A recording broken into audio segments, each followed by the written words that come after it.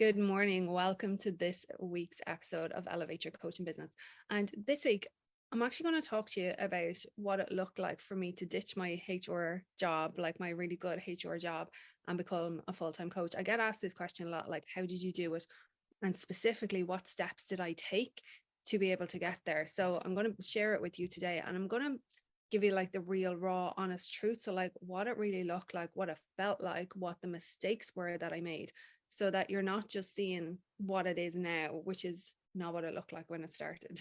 So in case any of you don't know me, I'm Joanne O'Halloran, and I am a business mentor and sales expert for new coaches that want to sign their first 3 to 5 clients with a rinse and repeat system that they can use again and again and again. So where did my journey start? My journey started in 2020 when I decided that, well, I kind of known for a while that HR wasn't really for me, but wasn't 100% sure what I wanted to do. But there was some part of HR that kept pulling me back, and I'd stayed in it for 17 years, so I was unsure kind of what I wanted to do. So I went on a little like exploratory with a coach, and figured out that actually it was the coaching side of HR that I loved. And I know from any of my HR coaching clients that I speak to, it's the same thing. It's that pull of like, when we started in HR originally, it's because we love people, we love interacting with people, supporting people. And that's ultimately what we loved about HR. And then there's the other sides of HR that, are just not always as nice, right? And, they're not always talked about, but they're just not as nice when it comes to like challenging employee relations pieces. And, you can only take it so far. And then, there's all the other sides of it that for me, while I was really good at it, obviously I had a 17-year incredible career, just wasn't for me. I wanted the other side of it, where I was coaching and mentoring and supporting people. So that is where mine started. And like I said, that's where an awful lot of my HR clients, they're the same. They're the same. That's why they got into coaching, is for that exact reason. They love that side of it. So when I figured out what I wanted to do, I went off and got a coaching certification. And within that, I was also shown how to set up my business. But it's funny because when I look back now, I would have done it differently. I was already qualified as a coach being in HR. Did I need an additional qualification? No. Was it supportive? Yeah, 100%, of course. Anytime you up level and you upskill and, you're in learning, of course, it's beneficial to you. Was it necessary for me? Definitely not. Definitely not. However, I did do that certification, loved it, met incredible people that I am still friends with today. So, that's never a bad thing. And I often refer people to that coaching certification because, so Danny Watson is the owner of The Click, and I have to say what they teach, what they provide is incredible. And if you're looking for a coaching certification, it's definitely the way to go. They're ICF accredited. It's very supportive, it's very nurturing, it's a beautiful road to go down if you want to be held and really supported on your journey. It's incredible. So you can go get your coaching certification there. So that's what I did, and from there I set up my business. And this was obviously during the pandemic, so I was still doing my HR job, but my hours were very little, so I had space to be able to start my coaching business, which was fantastic. And I know a lot of other people are the same, that's how so many businesses came out of the pandemic, because we actually had time, space and headspace to be able to do it. However, I thought my business would get off the ground super quickly because I was really confident in my abilities. I knew I was a good coach, so I had no questions about that. And because not the job I was in 2020, but the one before that, there was a huge amount of networking involved in that, and development, and being out and about like in the communities and everything else. So I was like, from that, it's going to be quite easy for me to be able to bring in clients. But that wasn't the case. So this is where I want to show you the mistakes that I made, and then what worked really, really well, so that you can learn from them, because there's no point in repeating the same mistakes. And as much as you might be the type of person that you're like, I need to go on my own journey, I need to figure this out myself. That is a mistake. That's one of the mistakes that I made. So that is a mistake, because that's actually coming from, arrogance and ego, and not wanting to ask for support and help, because that's what we've been used to, particularly if you're a leader.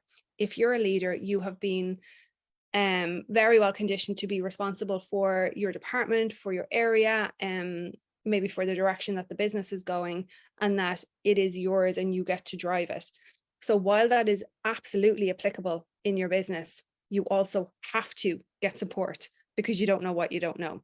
So this is one of the mistakes that I made, which is why it's really important that I go through this with you today, because I see it. So for anybody that's in the corporate world that's stepping out into being a business owner, it doesn't matter if it's coaching, it's the same thing.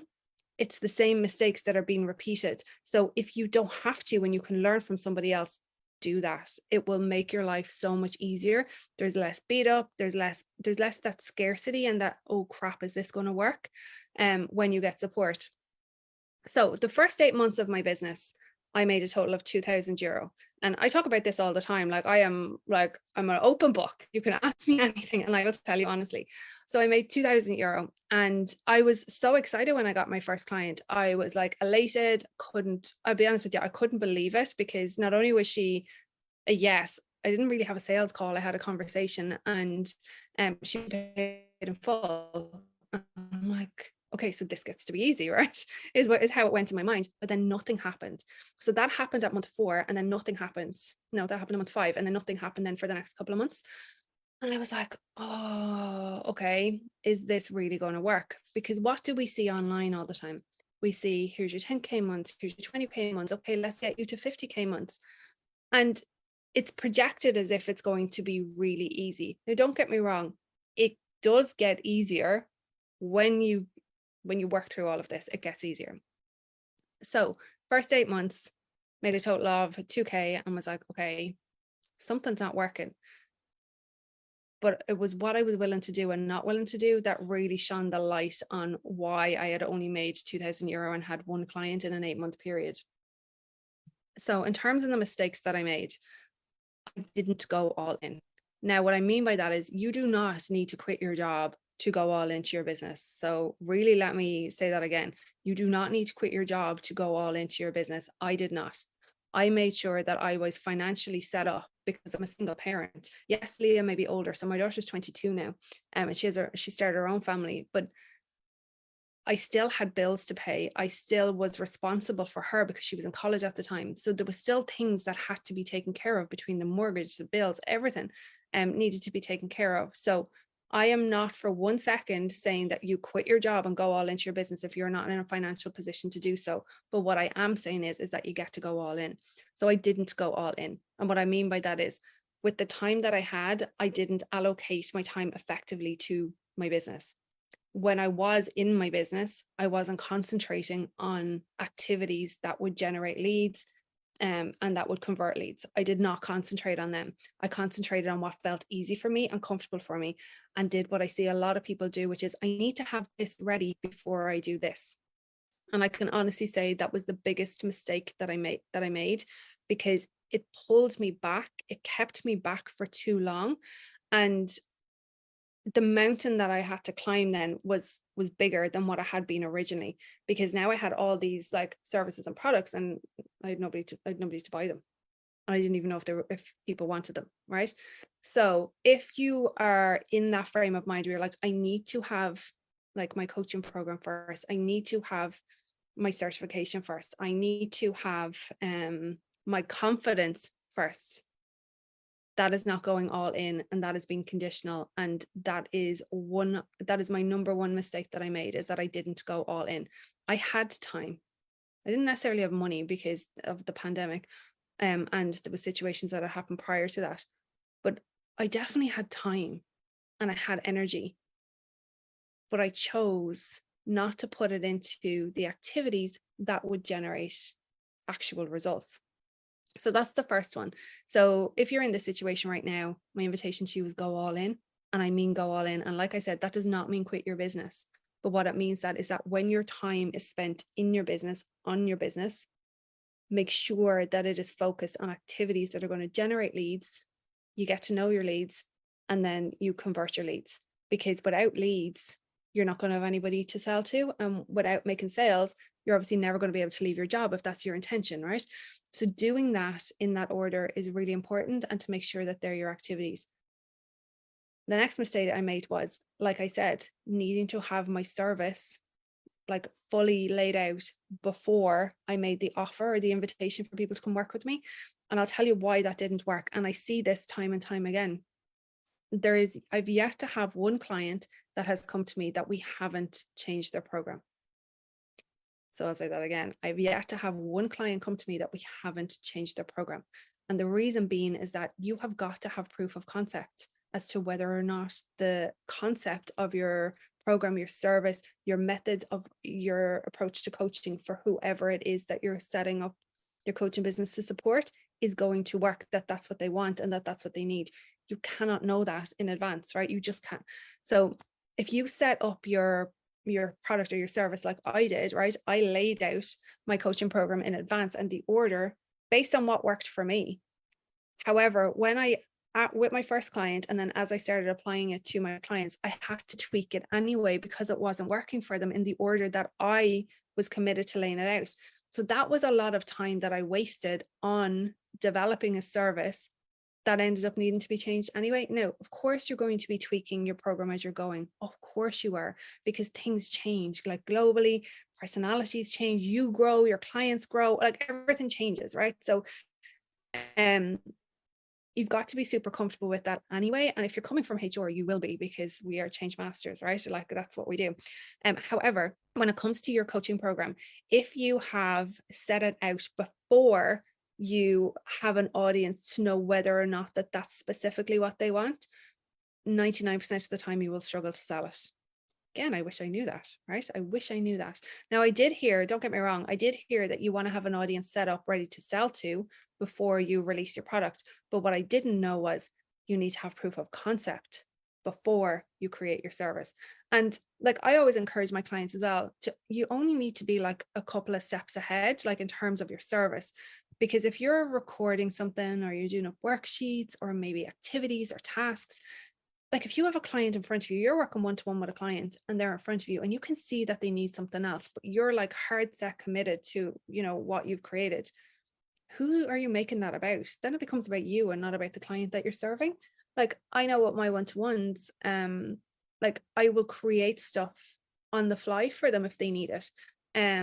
Yes, I'm teaching business, but in terms of like if something comes up around their mindset and I know that there's an amazing tool that will support them with it, I will create that for them in a way that serves them, because we've got different personality styles, right? There's 4 different personality styles. And if we're not leaning into them and allowing our programs to lean into them, the service then really just becomes about us and not about our clients. So like I said, that was another mistake that I made. I made notes so that I wouldn't forget. The third one, and this, I still cringe at this one, but yet I'm going to be totally honest with you. One of the things I did right was hire coaches from the moment I decided to make a change, the moment. And that was something that I did right. However, how I interacted with that relationship is what I did wrong. So in my very first, in 2020, I had 4 coaches, right? 4. So my first coach was a mindset and manifestation coach. And that was how I figured out what I wanted to do. My second coach was with Click, right? So Danny. My third coach, and there was other coaches in there too, but my third coach was a business coach, and I had like a 1 VIP day with her. And my fourth coach was a business coach. So let's take my first coach. Yes, I did everything that she told me to do. Yes, I did. However, I didn't have my business like set up at this stage. So my application of it was a little bit more challenging because I didn't have my business set up. However, I still use that stuff today because it was the start of my journey. I found it transformational. I really enjoyed it. So that one went really well. My next, the Click obviously went really well too. But where I went wrong was when I had my business coaches. So my first business coach was a VIP day. And I chose this lady because I loved her, but also because she was a new coach too, and she'd been able to create really amazing results. So I had a VIP day with her because I was fairly confident that whatever I was shown how to do, I would be able to do it and replicate it, right? So I spent a full day with her and it was great. However, I didn't get results after that. I still made no money. Same thing happened then with my second coach. up until the March of the following year. So that second coach that I was with, I did 3 different stints with her, the second business coach. So I did a 3-month stint, then I did 2-year-long stints with her. Absolutely loved her, like loved her energy. But my first 3 months with her, I did the same thing that I did with my first business coach, which is I took what they were doing and I applied it within my comfort zone. So remember I said at the beginning, one of the biggest mistakes I made was not going all in. This is what I'm talking about. So with that lady that did the VIP day, she walked me through different things that work on social media, and I didn't do them because I didn't feel comfortable with them. I didn't feel comfortable with them because I wasn't willing to step outside my comfort zone. There was nothing immoral about what she was telling me. There was nothing illegal about what she was telling me, but I wasn't willing to step outside my comfort zone, nor was I willing to get coaching around the fact that I wouldn't step outside my comfort zone. So that was with that lady. The second one then, with my second stint, I did do what she told me to do, but again, up to the point where I was comfortable with it and wasn't willing to go beyond my comfort zone. Now, here's something that I've also learned too. So if imposter syndrome is something that you deal with, this will hit home with you, okay? So I got really amazing results with that second business coach in those first 3 months, right? I got amazing results. I generated like great leads. I was having conversations I never had before. I was in a space I was never in before. However, in comparison to what could have been achieved, it was teeny, teeny, tiny. It wasn't even 10% of what could have been achieved.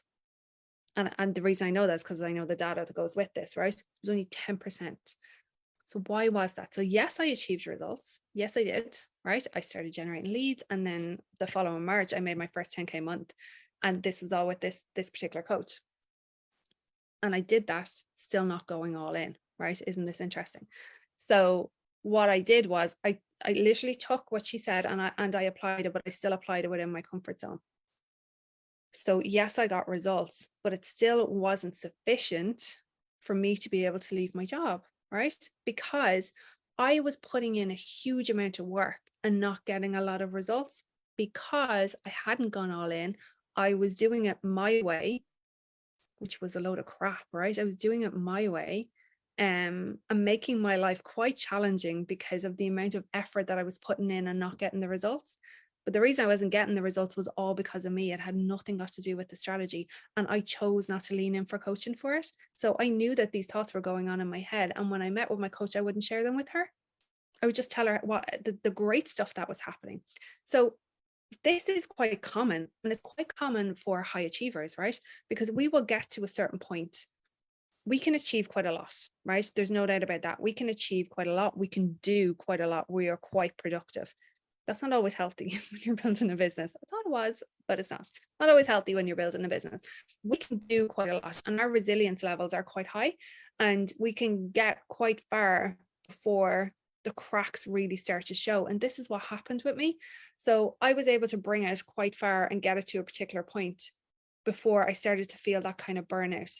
But the burnout was happening because I wasn't asking for support. So I was paying coaches, but I wasn't taking the coaching. I was paying coaches, but I wasn't asking the questions to help me move the needle forward. And I see this quite a lot. It's like we insist on going at it on our own, even if we're paying coaches, crazy crackers, but yet we do it, right?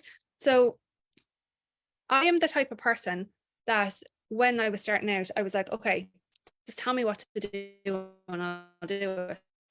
That was the biggest lie ever, because yes, tell me what to do and then I'll pick and choose what parts of it I'm going to do or how I'm going to do it. It doesn't work like that. And they were the biggest mistakes that I made in my business. So what flipped? Oh, sorry, there's one more thing that I did when there was things weren't working. So then when I wasn't seeing those instantaneous results, because let's be honest, as entrepreneurs, that's what we want. We want results now. In fact, we want them yesterday, even the week before, right? We want them like already done. And especially if you're highly productive and you're a high achiever, like most of us are, that's where you want to go. So what I was doing was when something wasn't instantaneously working, I was tweaking it and I was creating something new each time to generate results, which was madness. Now, what I've learned now is that like consistency and being committed to the one thing is actually what creates the results, not the constant chopping and changing things. Like doing lives and creating content is kind of where you get to be creative and have your flair in, and even doing stories, doing videos, different things like that. But where you've got to be consistent is with your message, with what you're offering and what you're selling, so that people can get to know you and see you as the expert for what you do, and you can show that you've got credibility for what you do.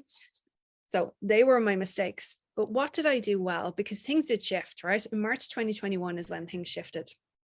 They dipped again in April 2021 and part of May 2021 because I went back into my old patterns.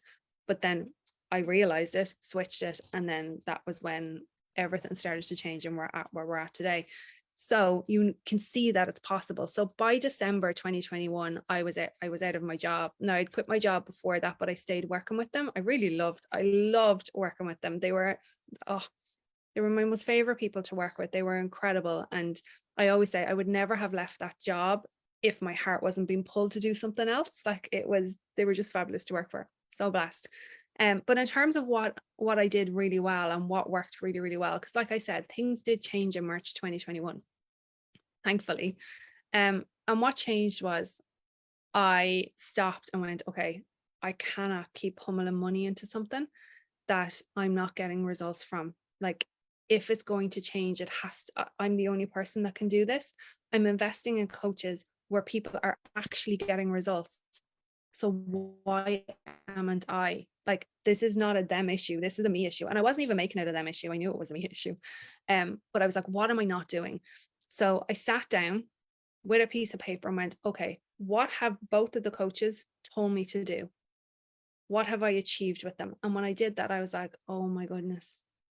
So I did 10% of this. I did 5% of this. I refused to do this. And here's all of the reasons and excuses that I said out loud as to why I couldn't do it / wouldn't do it, and what it was really making me feel. So I was like, I am going to fail at this if I keep going this way, and it will be because of me. And then all I'm doing is reinforcing the fact that me as a single parent, what the hell was I thinking going out into business on my own? And then I would justify the criticism that I was afraid of getting. So when I realized that, I was like, okay, things have got to shift. So in March 2021, I'm going to break it down for you exactly what I did and what shifted it. So that was step one. Every single solitary day, I committed to doing the same routine every day. So I would get up at 7 and I would go for a walk with the dog. Now, previously, I would have been on my phone on social media at that hour of the morning. Whereas now it's like, no, get up, go for my walk with the dog. Then I would come back and I would journal on whatever came up in my mind, because if I wasn't becoming really aware of how my thoughts were controlling me, nothing was going to change. So I would write down what it was that I was committed to doing and completing on that day. Then I would ask myself, okay, what is the result that's going to come from that? So that I could see, was it actually worth my time or was it more time wasting? So what was the result that was going to be created from that? And then what way did I need to show up in order to make it happen? So sometimes it was like I would need to be brave. Other times I would need to be curious. And then there was times where I would just need to be trusting, which I found challenging, like to be able to trust that it was going to come together. And that was my theme for the month of March 2021 was trust. Trust, trust, trust, trust, trust. Because if I wasn't trusting, it would keep changing things. I had to trust. So that was where I went with that. Then after I did that in the morning time, I would then ask, is there any thought coming to my mind that is going to sabotage me doing this? And I would say like probably 5 out of 7 days, yes, there would be a thought that would come in. And I would write it down and I would like check in with myself and go, what's that really about? Why do I feel that way? And what way can I reframe that so that I can stay empowered? And as high achievers, we don't tend to go there. We just say, oh, it's imposter syndrome, as if it's something happening to us, like as if it's something that like is like catching a cold, but it's not. It's like it's our internal dialogue that we're having with each other and that we choose to ignore it. And we pretend it's not there. But this is how I move past it. This is what I did. And then I would list out, so I break down every hour of my day from 8 a.m. all the way through till I was going to bed. and I would break down every hour of every day. Now, for my personality style, so I'm like quite excitable. That was very challenging for my mind, but it was also what was needed, so that I wouldn't keep getting distracted. And I could also see if I was wasting my time. So remember I said to you, I did have time and I did have energy, but I wasn't applying it to things that actually mattered. So when I broke down each hour of every day, and I did this at the weekends too, I still do this now, still do this now. So break it down for every hour so that I know that this is where I'm going to be focused. So even if I'm with Robert or I'm with Leah and Oliver and Joseph, or if I'm with the dog, or I'm out in the garden, whatever it is, I know that this is my dedicated time for this, that nothing is going to get in the way of that or distract me from it, because it's in there, right? That's what's going to happen. So that's what I did. Scheduled out every hour of the day, and then put in what I was going to complete in that and what result was going to come from it. So I had declared for March that I was going to bring in 4 clients. That was it. I'm going to bring in 4 clients. I was going to have my first 10K month. I hadn't got a fucking clue how I was going to do it, but that was my declaration, and I was committed. Whatever that got to look like. I then, with my next call with my coach, I had a really honest conversation with her, and I felt physically sick because I said it to her in a way. I said to her, look, I've been lying to myself and I've been lying to you, because I felt afraid and I felt embarrassed and I was really insecure that I wasn't getting the results that I wanted, and that I felt I was letting myself down and letting you down, and that there was something wrong with me because it wasn't happening as quickly as I wanted it to, or in the way that you wanted it to. And I cried, of course. I cried and I cried and I cried because I was embarrassed. And she was so supportive. And we did out a plan as to what I was going to do now. Because, like I said, I had some results up until then. So how could we pull more out of that? And, what was important to be able to do? So what I did was I ran back-to-back masterclasses on the same topic in the month of March. Back to back. So I did one a week for 4 weeks, back to back. And not only did I sign 4 clients, I signed 5 of them. So I made more than my 10K month, which was awesome. And what I learned from that was I was committed. I was open. I got support, and it transformed what I was doing. Yes, did the same thing happen again in April? Did I fall back into old passions? Yes, because my ego took over again. I was like, okay, now it's going to be easy. It's just going to keep happening. Because as well, I'm also very aware of my personality now, that I do have like those squirrel moments where if something is super exciting, like I'll dart. And I love like shiny objects. Like me and magpies, I think, came from the same family. Like, as in, I will just go for a shiny object because it excites me and I love to experience things and to feel excited. So that's what happened to me in April. But when I brought myself back to that in May, when the same thing happened again, the first week in May, I was like, no, we're not doing this again. I've been here before. I'm not doing it again. And again, I did the same thing. I wrote down what worked for me in March and what didn't work for me in April. And I could see where the differences were. And what had happened was I wasn't committed. I hadn't gone all in, and I wasn't consistent in what I was doing. So these are really important. So in March, I obviously, got comfortable with being uncomfortable and doing things that I would normally say, oh, that's not me. I can't do that now. Not yet. Maybe later, blah, blah, blah, whatever the stories are that you make up. And when I shifted that, that's when it continued to change. And then I was able to develop my framework to bring in clients consistently. And not only bring clients in consistently, but bring in leads consistently. And then show my clients like what was working for me in my framework. And then they started bringing in clients. So I'm really proud to be able to say I have 100% success rate with my clients, and that they do generate their own clients too. Like, that's pretty amazing. And I do think it's because I'm super honest about, what didn't work and how important it is to be committed, and that your commitment cannot be conditional. And that if you don't get support with both your mindset and your business, it will be more challenging than what you needed to do. Like, so right now, I'm also in a mastery of leadership program. I'm coaching it and I'm mentoring it. I firmly believe in transformation and in leadership. Do I actually coach this in my business? No, I do not. No, I do not. It isn't my passion in terms of what I love teaching. So I love teaching business. So it's not my passion, but do I believe in it? Yes. Because I've chosen that, and commit to it, as well as having a business coach, right? So I have both. I have both. So as well as that, it supports me with my network and my circle of people that I'm around, and because I'm elevated. So like if you were to ask me when I started, would I be surrounded by multimillionaires? Would I, would they be people that I would call friends, that I would literally pick up the phone and call? No, I would not. To me, that seemed like such a massive feat. Whereas now, so many of them, like, and you will see some of them online, like I'm really good friends with them. And it's because I've continued to work on this and put myself at the table. So if you are in your corporate job and you want to be able to get your coaching business to a point where you can leave your job, be committed. Let go of the arrogance. Any arrogance that you have that you can do this yourself, let go of it. Let go of it and go out and get support from somebody that has done it. And also, what I would say to you is make sure that you're getting support from somebody not only that has done it, but is still doing what it is that they're teaching you. Because I've learned that from somebody else that I got coached by, that they were teaching something that they don't no longer use, which how can they know if it's still working, right? So do that.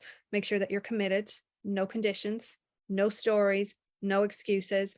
Get support from somebody that has done it and is doing exactly what it is that you want to do. And make sure that you're surrounded by a really good circle of people that will elevate you as you're going through this, not people that don't know what you're doing. I always say Robert's a perfect example of this. He is the most supportive man, like the most supportive man. I am so blessed to have him in my life. Like, he is insanely supportive. Does he know what I do? Nope. Nope.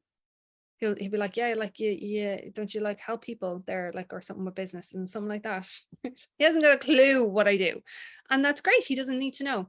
He will, like, don't get me wrong, if I'm in floods of tears, he would be the person to hold me, but he's not the person that I go to for advice. Not because I don't respect him or appreciate his opinion. I do, but he's not doing what I'm doing. So his opinion won't be based on actual information or having experienced it himself. It will be on what he feels towards me because he loves me.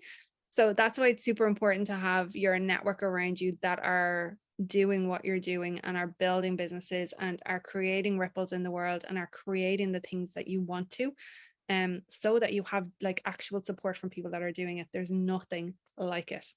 So my invitation to you is, if this is you and you resonate with this and you do want to get support with your business, like I would always say, if you've been in business for 6 months and you haven't signed at least 3 clients by now, get support, because your framework, there's something in your framework that's not working. You may not even have a framework, right? But there's something that's not working. It doesn't need to take, like the way it did with me, it doesn't need to take that almost a year to be able to generate clients and to have a framework that you go back to time and time again. No, you do not need to launch all the time if you don't want to. You do not, right? You can create it whatever way you want, but you do need a framework. So my invitation to you is, if this is something that you want support with and you know that you want to get your business off the ground this year and be signing consistent clients, send me a message and let's have a conversation about how I can support you to get there. My mission for this year is to support at least 100 women on getting their coaching businesses off the ground. There is no need for it to be as challenging as what I did. Yes, it was my own doing. This is why I'm such an advocate for it, because I don't want other people to experience what I did. So if this is you and if you want support with it, and let me tell you something, I have a couple of clients that have had their business for 3 to 4 years and hadn't had any clients when they came to me. So don't be embarrassed by it. Get support, genuinely get support, because there's a lot of strategies that are working super well in 2023 that have been like tested and tried, and that you get to tweak them for your audience for sure, but when they're put in, they work really, really lovely and can make your life a lot easier. So like I said, if you want support with this, send me a message and let's have a chat about how I can do it. Talk to you soon.